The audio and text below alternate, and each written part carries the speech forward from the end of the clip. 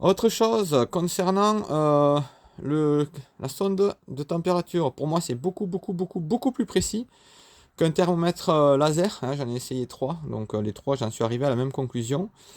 Donc bah, tu te débrouilles pour l'installer et voilà, après tu as un capteur à mettre sous la bougie.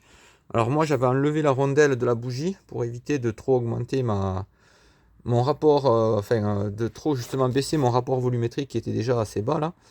Donc en gros, bah, moi j'ai enlevé la rondelle de bougie, mais c'est pas top top je trouve. Et là j'avais un tout petit peu tordu mon capteur, mais en fait ça le fragilise. En fait, en gros il faut faire attention parce que c'est très fragile. Et il faut que tu fasses gaffe à aussi comment va varier ton moteur.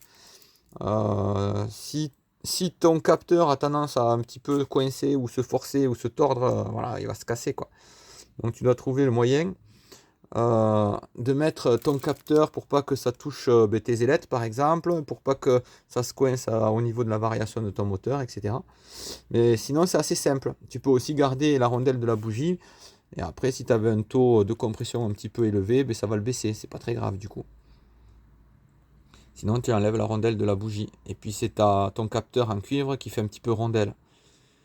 Mais bon, c'est un peu moins bien je trouve. Voilà.